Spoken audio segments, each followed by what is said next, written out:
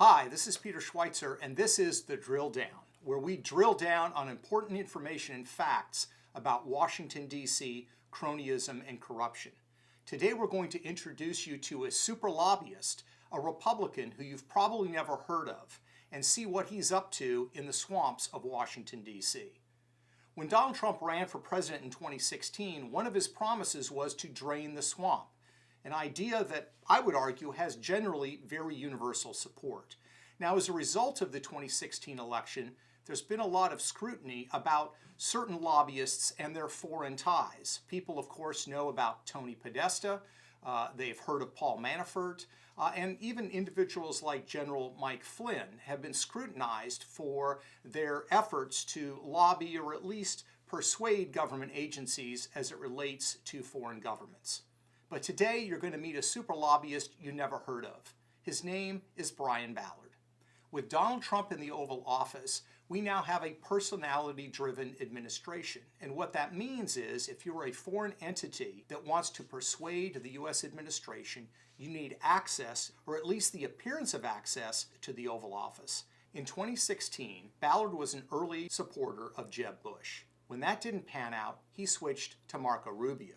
When that didn't work out, he became a top fundraiser for Donald Trump.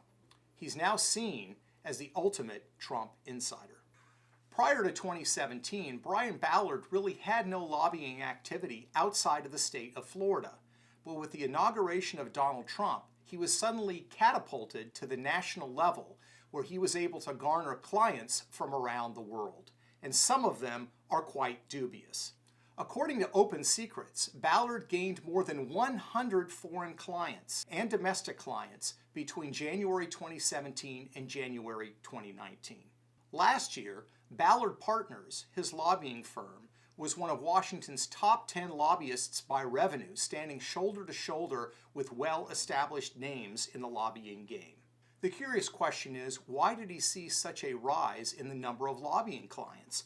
Did he suddenly learn all sorts of things? Did he suddenly gain expertise that he didn't have before? The answer is no. To solidify his ties to the Trump administration, he brought in a series of Trump insiders to work for his lobbying firm. Raj Shah, the former White House communications staffer, joined Ballard in January of 2019.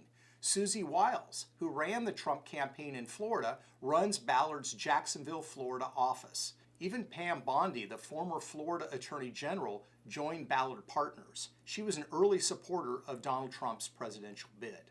In addition to employing former Trump insiders, Ballard's firm now makes big bucks advising foreign clients, many with suspect backgrounds, that have been negotiating with the Trump administration. Let me give you a few examples.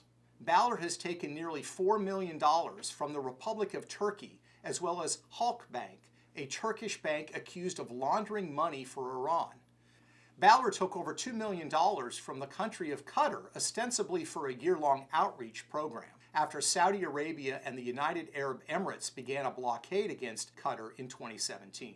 A Venezuelan millionaire who has been blacklisted by the U.S. Treasury Department and has been indicted on charges of money laundering for the Maduro regime paid Ballard hundreds of thousands of dollars, allegedly as part of an attempt to set up an exit strategy for the reviled Venezuelan leader.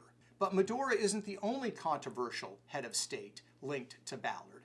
ASM International, a Syrian company whose owner is a close ally of Bashar al-Assad, hired Ballard's firm before a public outcry forced Ballard to drop them. Ballard has also found himself taking positions opposed to some of Trump's chief economic policies, specifically foreign tariffs. Foreign clients are scared of tariffs and want them removed, so they're paying Ballard big bucks to try to do so. He represents Kruger, a Canadian paper company whose duties were dropped by the Commerce Department in August 2018.